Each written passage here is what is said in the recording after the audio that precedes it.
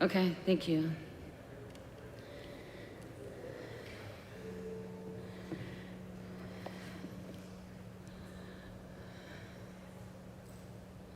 Good morning. We'll wait just a few minutes. You can all settle in.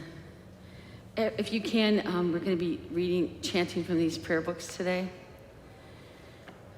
I heard they're in different orders, so.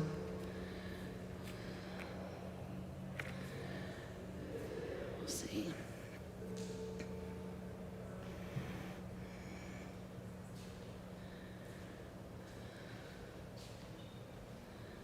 Are there any completely brand new people here today? Would you like to go downstairs to the beginning Buddhism class? There's a class that's going on at the same time as this class. Okay, fine. I don't know does anyone know who's teaching today? Okay. But if you get bored with me, you could always go downstairs. It's nice to have choices, in my opinion.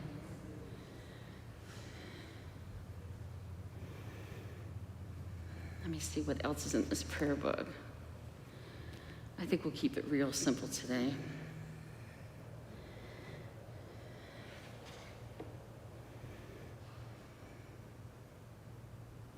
I worked till midnight, so I'm really nice and mellow today. Hi, everyone. My name is Cathy Lamo Jackson. You can just call me Lamo or Cathy. I've been here for, I guess, 35 years.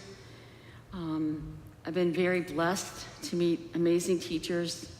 Unfortunately, I'm not the best of receptacles to get teachings, but I tried.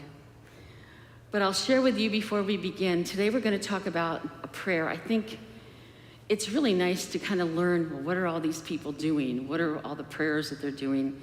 Instead of talk about some high theory. So can all of you understand me well? Okay. If you can't hear me, you can always put your hand up. So over the years, all the teachings I've gone to, so many teachers would actually give us ideas of how we could be more effective when we're there at the teaching. So even for me teaching, though I'm not a teacher or anything, but if you're ever hearing a teaching of Buddhism, it's very nice to try and have an open mind so that you're not too proud. The analogy is a teacup. If you think you know more than everyone else, the teacup will be completely overflowing and you will not be able to receive any tea. If you're lazy like me, you'll probably forget everything and have a leaky teacup. So try not to be either of those. Just try and be open if you can. And I think then the most important thing is afterwards to apply the teachings, to try. And if you don't remember them, nowadays with our amazing technology, we have YouTube and Facebook and so many other resources out there to really strengthen what you heard. It may be further inspire you by others. And I'm famous for when I teach for always giving references. So today's references, and I'll mention them now and I'll mention them afterwards. But let's first do the prayers. A few people are still coming in. So we'll just open our prayer book up to page 4. Do you all have, it says Refuge Prayer. And normally, when we have the prayer book, we do not lay it flat on the floor.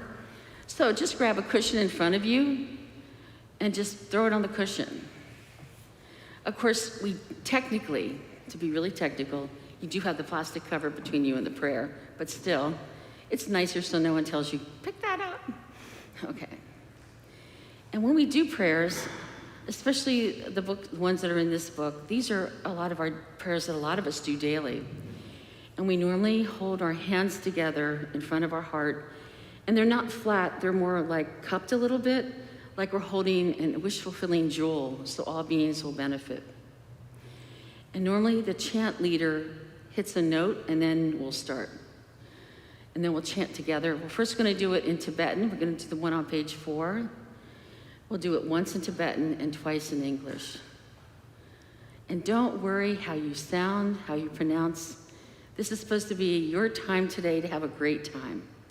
And by the way, thank you, Don, back there, for doing everything to get this out on the internet. Thank you so much.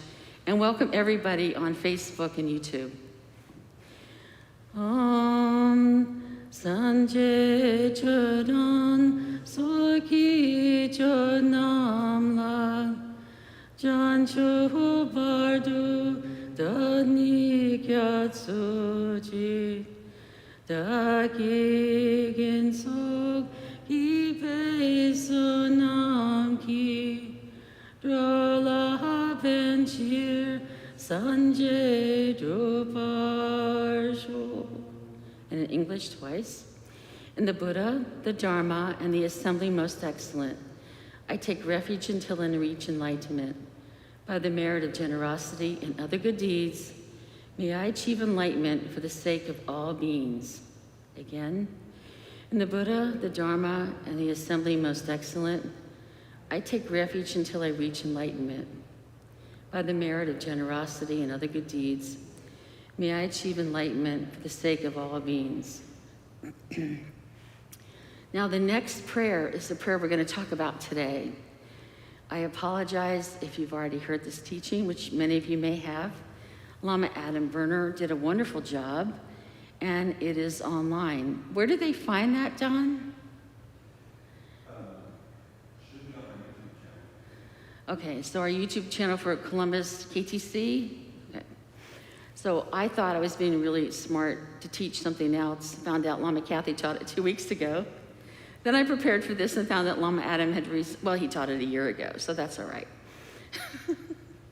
But I am using a lot of different references, so hopefully it'll be a slightly different take. Because it's amazing how this simple 4 lines looks very, very simple, but how profound it is. So let's just read it in Tibetan. And Julaine, back here in the purple, is our shrine keeper, if you ever have questions about the shrine. And Helder is one of her assistants. Raise your hand, Helder. Higher. So she very kindly helped distribute the red books because I wanted you to see the Tibetan script because there's great blessings. So if you look at this where it says Four Immeasurables, you see where it says Sem Chem Tamche. Above that is actually in Tibetan script. And so this has been this is a very ancient prayer from the early days of Tibetan Buddhism. It actually comes down to us from Lord Buddha 500 years before Christ. So it's very old. So let's just say it in English first. And if you have to hold a book, you can't have both hands. So then we do a half prayer. So we're just going to chant this slowly. Sem Chem Tam She, Dewa Dang, Dewe Gyu, Da Den Par Gyura Chik. Dukngal Dan Dukngal, Gi Gyu Dan Drawa Gyura Chik. Dukngal Mepe Dewa Dampa, Damin Drawa Gyura Chik. Nyanin Cha Dan Dan, Drawe Tom, Yen Chem Polone Par Gyura Chik. So for the rest of the day, we're going to do everything in English, so don't worry. And this is a prayer. It's very simple. May all sentient beings, meaning may all living beings with consciousness, gain happiness and the cause of happiness. May they be free from suffering and the cause of suffering. May they never be cut off from the highest bliss, which is devoid of suffering. May they come to rest in the great impartiality, free of attachment and aversion. And the way I learned it, the last line is, having the same great love for all. So that is the Four Immeasurables. Looks simple, doesn't it? So now we're going to talk about 40 minutes on it. So you can leave that open if you want to that page. I'll refer to it a great deal. Let me bring my computer up.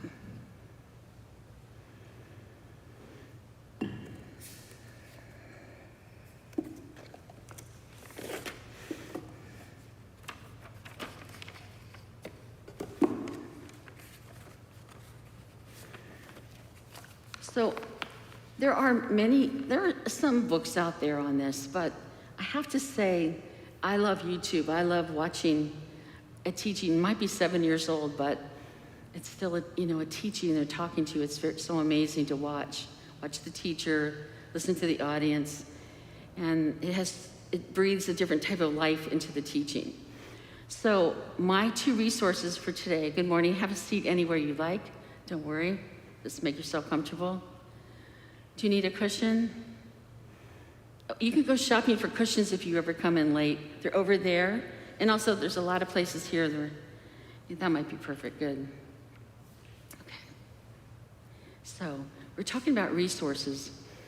I found that Trungpa Rinpoche, and I think when when Don does the description for this, a lot of these names will be there, though I did change one of my references. Trungpa Rinpoche, who is the tutor of the present day Karmapa, who is the leader of our lineage. He's probably in his 90s now. An amazing teacher. One of these teachers, you go to their class and you get it. He's very much a scholar, but he knows how to teach right to the point. He did a lovely talk on Crestone, Crestone, Colorado in 2002 on this topic. And the translator sometimes makes a big difference, was Lama Yeshe Gamso, that many of us love dearly. So, who's a Westerner, and he did 2-3 retreats, so he's very knowledgeable.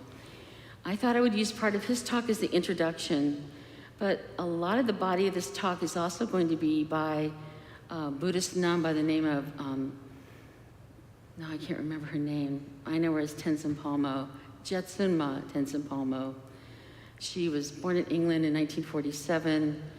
She did a 7-year retreat in India, northern India, 3 of which was solitary. And she set up many nunneries and retreat sites for women from all nationalities in India. And she's just an amazing speaker. She did a 4-part series in Israel, and I couldn't believe how great her talk was. So I decided to switch everything late last night over to her and Trungpa Rinpoche. So let me start.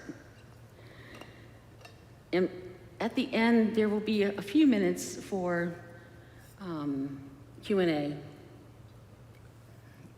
But I would also like today, we're going to do this really differently. We're going to have some little tiny meditation sessions where we kind of play around with this to learn how to do all of this. So Trungpa Rinpoche's talk started out, he talked about the essence of the Buddhist view and Buddhist teachings. And the reason why the Buddha taught was so that there would be more well-being and peace throughout the world. And the principal method for this, to achieve this type of peace and well-being for every living being, was to cultivate a mind of awakening, or Bodhichitta. So I know some of you are new, but many of you are not. And at our center, our name is Columbus Karma Texum Chuling. And Karma were part of that lineage. But Texum is the 3 vehicles of, basically the translation is the garden of the teachings of the Buddha according to the 3 teachings, or the 3 emphasis. And that includes Hinayana, Mahayana, and Vajrayana. So because we're a Tibetan center, everyone thinks we're just Vajrayana, but really, Vajrayana is really Hinayana, Mahayana, and then something a little on top of that. So here we work on self-practices to get our act together, and for healing, particularly shamatha that we do on Sundays, and many of us every day. Everyday practice can be 5, 10, 15 minutes a day. And it's a very quiet, calming meditation. And the main focus is really to calm yourself, to heal, to have less trauma in your life. The second level is called Mahayana, meaning greater vehicle. This time it's greater because the emphasis is to help all living beings. And it's really nice to say we're going to help every living being, but it's a whole different matter when you have to do it.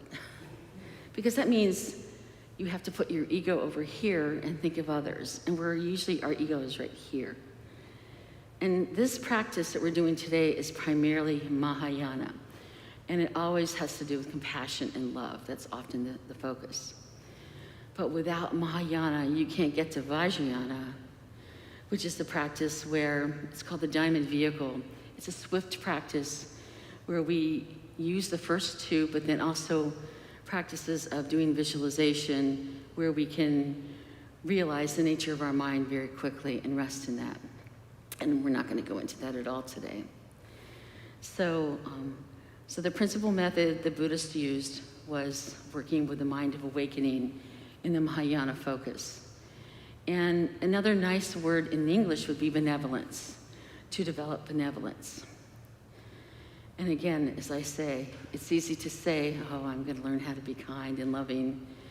And it's very different to actually do it. So let's get into her talk now, because she really gets right into it. So, but Trungpa Rinpoche did emphasize something that I liked. So today we're talking about love, and love is such a huge general word in the English language. Tibetans rather use the term loving kindness, so it has a very specific type of love. We're going to talk about compassion. So loving kindness is wishing all beings happiness, compassion, wishing everyone be free of suffering, joy, and then equanimity or impartiality. And Trungpa Rinpoche, I have to, hold on, got to have my phone with me so I know exactly where I am in the day. Trungpa Rinpoche said many teachers of the past said we should first learn the first one, equanimity, impartiality, meaning everything we do today that we're talking about is not just for those that we love close to us, not those that support us dearly, not those things that we like. You know, we like certain animals, we're gravitated towards certain people. We're to do this in an unlimited way, with complete impartiality, having that same great love for all. And so the first exercise we're going to do today, we're going to just take like 3 to 5 minutes. And the first exercise most books say is to start with love.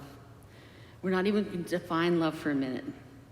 Just think of, close your eyes, and think of those that you love. Appreciate them, thank them. It's very easy to know those that pop right up in your mind, your spouses, your loved ones, your family, your best friends, your pets. I work as a chaplain. I have so many patients that all they worry about are their sweet animals because they give us amazing love without anyone back except maybe to be fed. So that's just very simple love.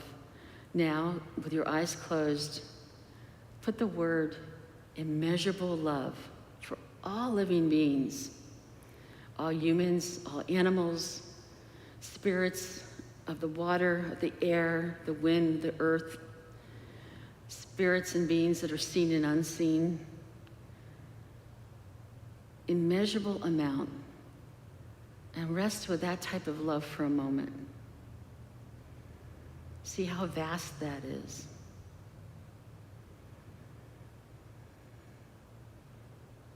There's no limit to the amount of living beings that you can help, past, present, and future.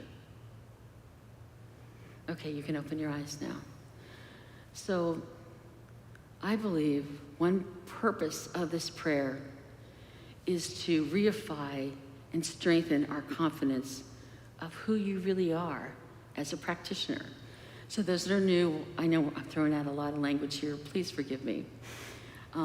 We use the word practitioner a great deal because all of us that embrace this path of Buddhism are called practitioners.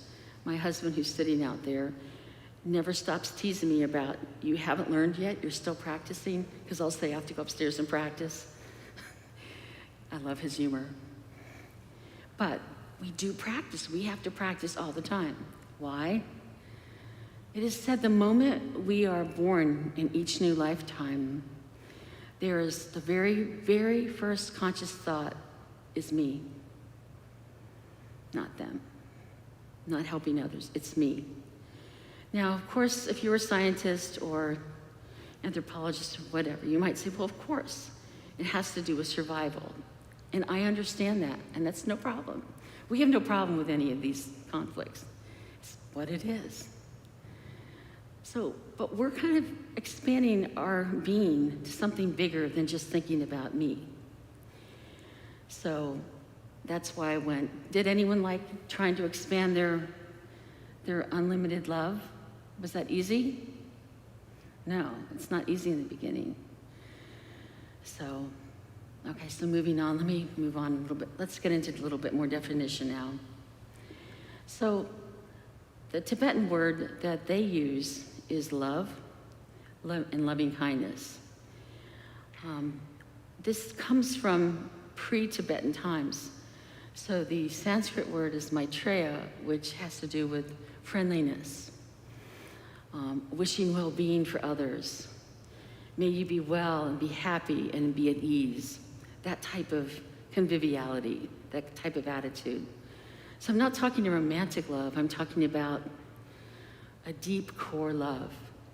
And because we have been trained that we all have awakened nature, or some call it Tathagata Garbha, or Buddha nature, along with that comes with unlimited amount of love that we have, an unlimited amount of compassion that we all have that we're not yet aware of.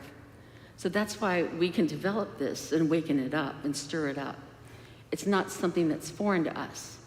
It's something that's deep in there. I mean, have any of you ever seen a situation and your heart suddenly wrenches a little bit? That's sort of type of love and compassion. It's there, but it's not as natural as we like it to be. So we're trained all the time in this. So who we love, right now, we're pretty good experts. I love the Dalai Lama. His Holiness the Dalai Lama uses the term self-cherishing, C-H-E-R-I-S-H-I-N-G. We're good at cherishing ourselves, really good at that. We're experts at that. And that's fine, but we're gonna move on from that. And it's a given that we're not the only ones that wanna be happy, be without pain, right? We all want happiness. And in fact, I love how we use the word love so much. I love my husband, I love my plants, I love my house, I love my job. It's funny how love goes across these things, but in most cultures it doesn't work that way. So here, with love, we're coming in and we're focusing on loving kindness as a very special quality of love, where we cherish everyone, not just you. And let's see, where can we go?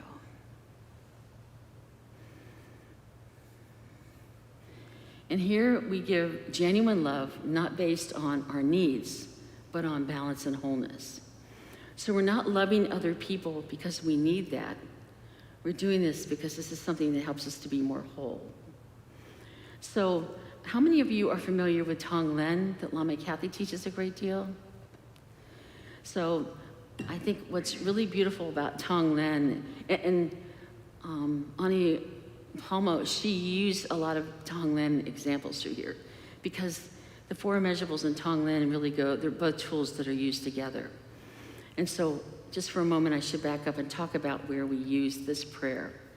This prayer is often used at the beginning of our practice, but if you do any deity practice, Chenrezig, Green Tara, Medicine Buddha, Ngondro, there's always the Four Immeasurable Prayer in there, because it's an aspiration.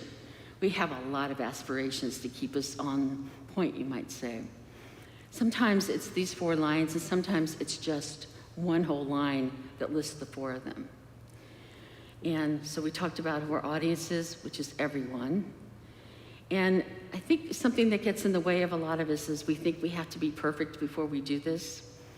And in our tradition, pretty much I bring with me my anger, my frustration, my anxiety.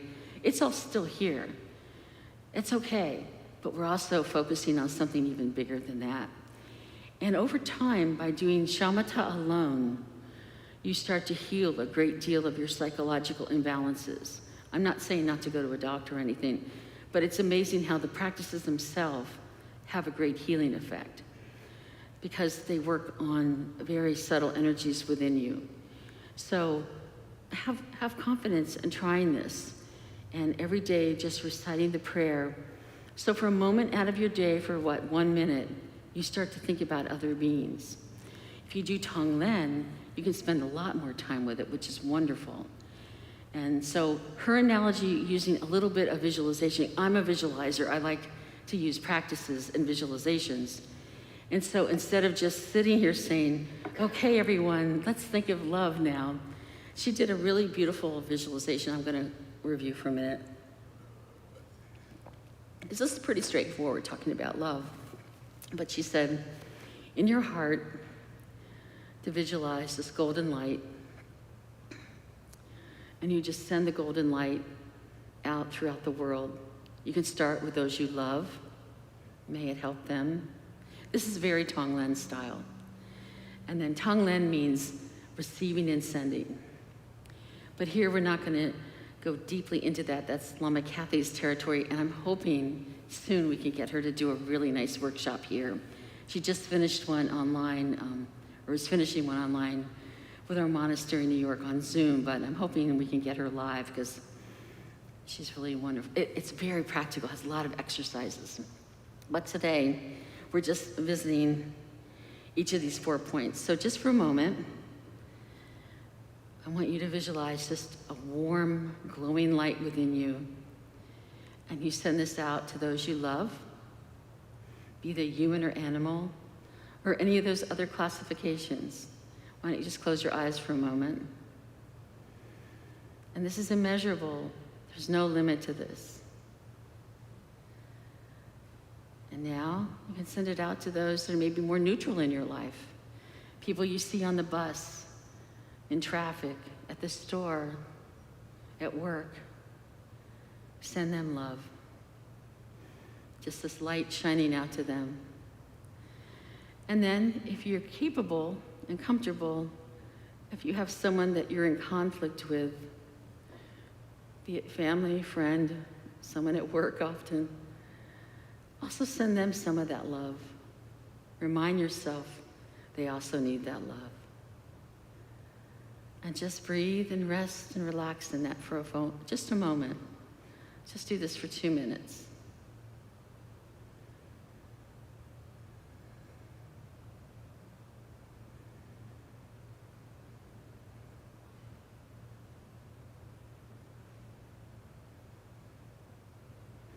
Okay?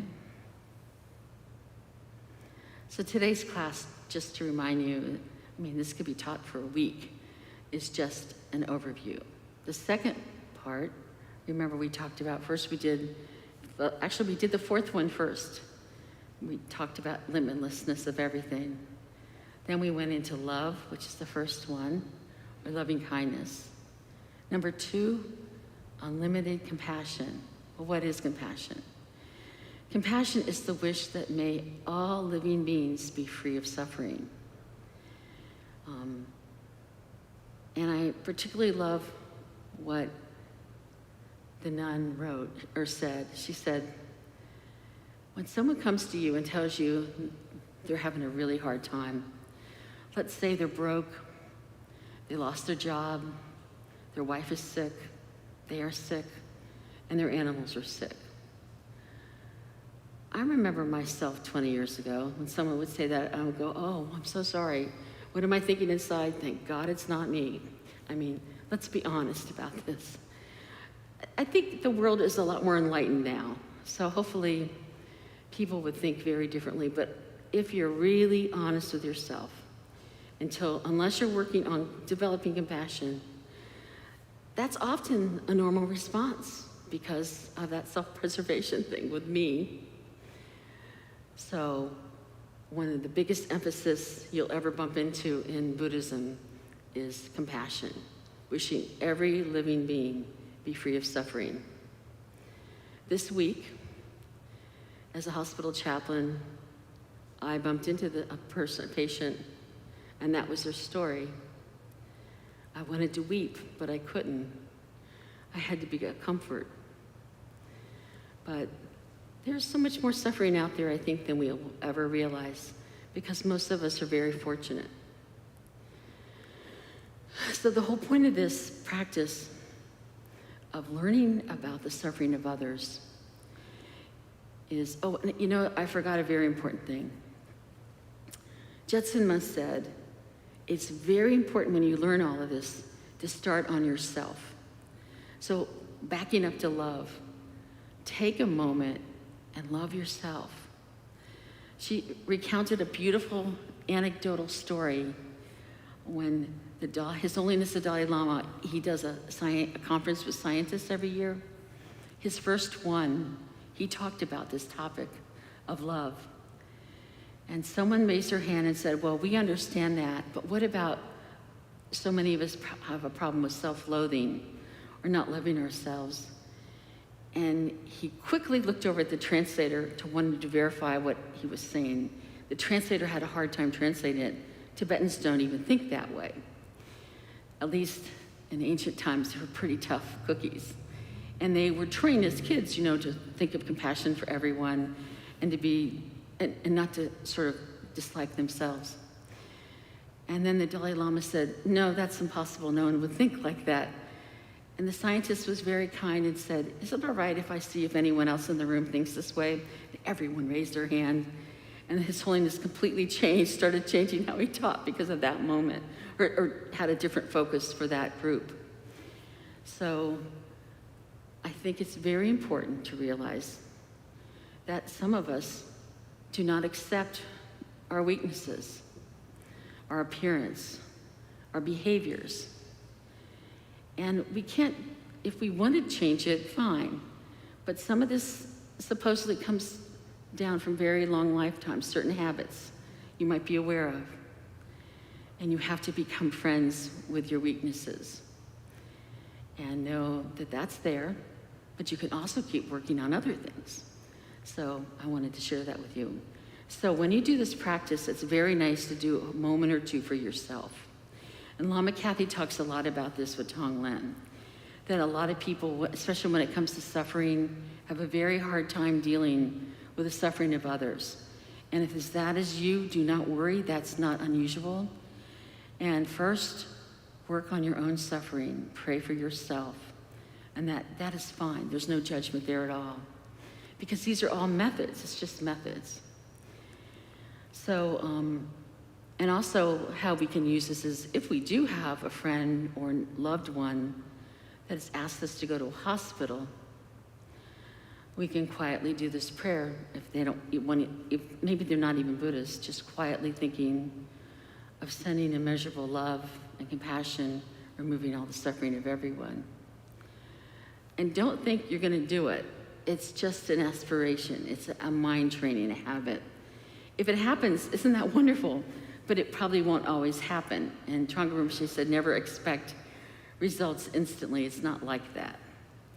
So, and then she talked a lot about Tonglen, using it for the sick, for when you yourself are dying, or if you've experienced very heavy trauma in your life as a child during your childhood, to pray for that child that's still injured, that's still suffering. So just to summarize, this is a practice to open your heart, to acknowledge that not only you, but everyone around you is suffering.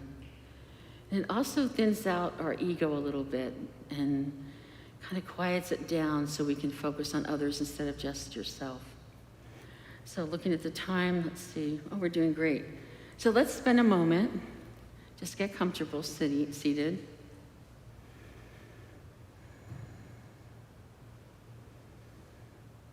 And let's spend a few minutes just first acknowledging that we suffer. Maybe quietly list some of the suffering you've been going through lately. We tend to have suffering from change of our body, of our mind, of our intellect. As humans, we suffer from getting what we don't want and not getting what we want. That's my favorite. I'll say it again. We suffer as humans from getting things we don't want. I did not want my furnace to break this week, but it did. These things happen. And so instead of freaking out about it, you just have to laugh and find a solution and move on. And that's fine. So let's just close our eyes and for a moment review the suffering we have.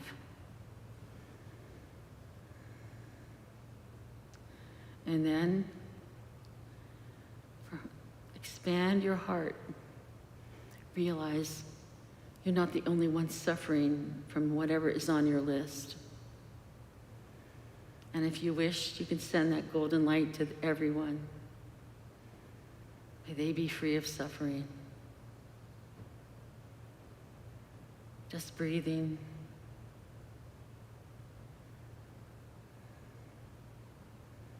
Aware that everyone who lives here in this world suffers.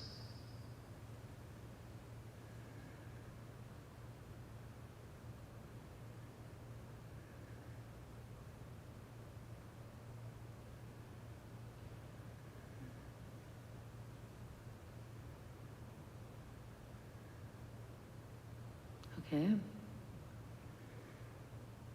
And then the very last one, which is very beautiful, is called rejoicing. In the book, it is called, some people call it bliss. May they never be cut off from the highest bliss, which is devoid of suffering. But most people call it rejoicing. It depends on the translation. Or joy. May all beings experience joy. And this is where we take a moment, because we see a lot of good in the world. But some of us have a problem with jealousy. You hear somebody's going somewhere, why can't I go? Why can't I have that? You see on television these beautiful houses, why can't that be me? Or people have that perfect job at work, or someone was promoted. And instead of rejoicing for them, you turn it back on yourself and make it into a rather negative thing. So, some people, this is a real big issue. Tread slowly, but practice it, try it out. It's really amazing in Buddhism. It's sort of like we're a laboratory. And we get to try all these things out, what works and what doesn't. And you're gonna find you have a lot of strengths. And it's sort of like a big garden. So with those strengths, keep cultivating them, keep giving them more, keep it up.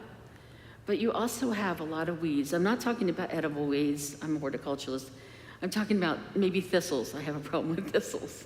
I know they're really good, but sometimes they really bite. So sometimes we need to get rid of those things, but it takes a while. So in this process, just be accepting that your garden is perfect the way it is, even though at times there's more thistles than flowers.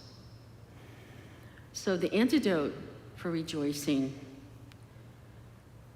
is jealousy and envy. And jealousy is not a really good thing. It's hard to hide. I have a problem with anger, but I think jealousy is even harder to hide. You can tell when someone is not happy, someone's doing well. So I want us to sit here for a moment and close our eyes. I want you to bring to mind someone that had something amazing happen to them and rejoice for them. Actually rejoice for them. Be happy for them. And pray that it goes well.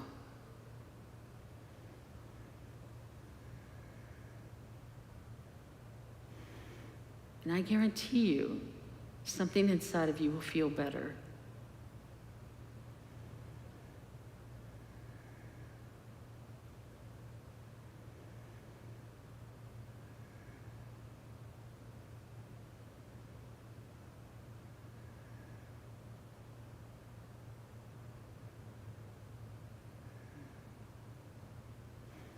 Okay. So as my own anecdote, pardon me. When I first became Buddhist, I thought apparently I had a problem with anger, but secretly I had a problem with jealousy. And I was famous for always, I still do it, I still have the habit. Deep inside, a voice says, well, why can't that be me?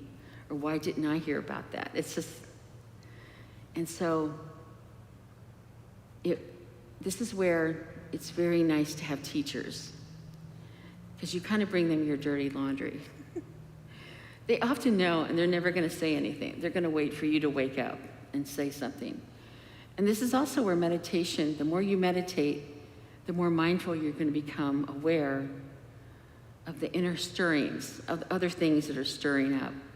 And I felt great healing when my teacher said, okay, well, we got a lot of work for you. He said, every time you hear someone had something wonderful happen to them, just say, I rejoice for them. And I tried. I kind of faked it for a really long time. And over time, it became a habit, a natural habit. So just fake it. Many of our teachers say they fake compassion. They pretend they're compassionate. And over time, it works. It's pretty amazing. So, wow, I got done kind of early today. So why don't we read the prayer 3 more times? And maybe we'll just do a quiet meditation with it. So let's see. Again, we'll say it in Tibetan, and then we'll do it in English twice. It's on page 5. Oh, but before doing the prayer, so just to sum up, we talked about some of the main methods the Buddha emphasized was to create and become aware of your mind of enlightenment, of awakening, or benevolence. And in order to really develop some of these qualities, you need tools. You need to do different meditations, do prayers. And as I said, this is a prayer, but it's also a meditation practice. And you can become very creative with it. And I'll mention the resources at the end. But this is so simple on the outside, but the backside is it has beautiful benefits. Because when we start thinking about other people, we become different. People will treat you differently. They'll become much more receptive, and you'll start having a very expansive experience in the world. The world will become just an amazing place. I know we see so much suffering these days after COVID, which COVID is still happening, I have to say, but there's so much warfare going on right now. So much stuff going on with the planet, the politics of America. There's a lot of hate out there, and we are needed. A person who practices this path is considered a compassionate warrior. We are needed to pray for the world every day. So when you do this practice, do a little bit for you, but do it for the whole world, and start to expand. If you watch the news, I do watch the news to force myself to see suffering, because I'd rather not see that. I'd rather watch an old movie. But sometimes it's important to be aware this is not a perfect world. This is called samsara for a reason. And so it's a place where we become enlightened, but we can also not. And this is a rare opportunity in your life. You may not be reborn in a body where you have the freedom you have right now, or the intellect, or the heart, or the circumstances to practice Buddhism. So use it well. So let's read this. The Four Immeasurables. Sem Chen Tam She Dewa Dong, Dewe Yu, Da Den, Par Yura Chik. Duk Ngao, Dong Duk Ngao, Yi, Yu Dong, Drawar Yura Chik. Duk Ngao, Mei Pei, Dewa Dampa, Dong, Mindrel, War Yura Chik. Nirin Chok, Dong Dong, Drawai Tong, Nyong Chen, Polane, Par Yura Chik. English, may all sentient beings gain happiness and the cause of happiness. May they be free from suffering and the cause of suffering. May they never be cut off from the highest bliss, which is devoid of suffering. May they come to rest in the great impartiality, which is free of attachment and aversion, having the same great love for all. So we have a few minutes if there are any questions, or you can go enjoy your Sunday. But I thank you so much for being here. And, resources, one more time. And it'll be with a talk, won't it, Don? The resources from where I got this. So I'll make sure to update. So just to let all of you know, several things. If you just go to YouTube and look up Four Immeasurables, you'll see Trungpa Rinpoche, and you'll see, keep forgetting her title now. That's Galoma Tenzin Palmo. So you'll also see her. And also, I brought a book. My teacher, Khenpo Karcha Rinpoche, taught many of these, and this is a book called Excellent at the Beginning. Great book. He has a whole chapter in this. And, Buddhist, when a Buddhist master teaches, they break everything down, which is amazing, so that we really examine it. So he does a beautiful job of that. So let's take a moment, as we do at the end of all practices. Is dedication of merit in here? Where is it? I bet you it's in here somewhere. Sorry? Thank you. Page 30. We will dedicate the merit. Why? So that we don't walk out of here thinking, oh, look what I got, right? It goes right back to that whole giving it up. And this is so that all living beings will benefit. So when you read this, when I used to read prayers, I would think, okay, let's get done with the prayers so we can get down to other things. Now I try and really take a moment and be very grateful for those that composed this and even those that put this book together. Let's begin. We'll do the first two prayers. No, let's do these 2 pages. First in Tibetan and then in English. Gewa di kewo kun sonam yeshe sozote sonam yeshe lejunwe daba kuni topar shok. And now in English. Through this virtue, may all beings gather the accumulations of merit and awareness. May they attain the 2 supreme kayas arising from merit and awareness. The next prayer. Jangjub Seni Rinpoche, Ma ke panam ke yurachik, kepa nampa mepa dam, gone gundu pelwar shok. May precious Bodhichitta, which is we talked about today, arise within those where it has not arisen. Where it has arisen, may it not decline, but ever grow and flourish. And then the next prayer is one of our main prayers for dedication. Sonam dei tamche zipani, tone nepe dranam bamjene, kega nachi bala drupai, sipe sole drowa drowa arsho. By this merit may all attain omniscience. May it defeat the enemy wrongdoing. From the stormy waves of birth, old age, sickness and death, from the ocean of samsara, may I be free of beings. And the last prayer, Jampa pavo jitar kenpa dam, kuntu zampo dayan deshin de, deda kungi jesu dalo chim, gewa dida tamche ratu.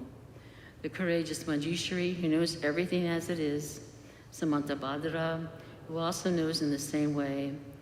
And all the bodhisattvas that I may follow in their path, I completely dedicate all this virtue.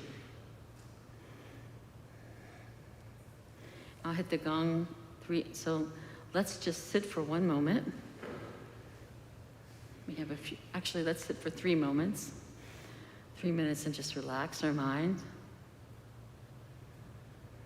Just review. You learned about immeasurable love,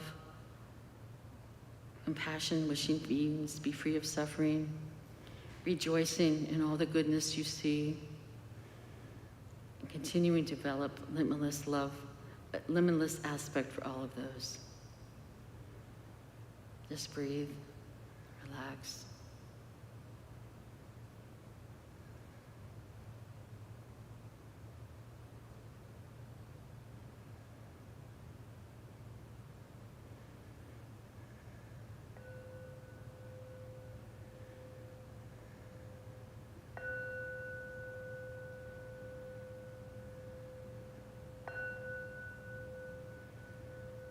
Thank you, everyone. I hope you have a great day. It's beautiful outside. And thank you for your patience. I really appreciate it. Thanks again, Don. And thank you to everyone who built this new building. Yay! And we're keeping it well.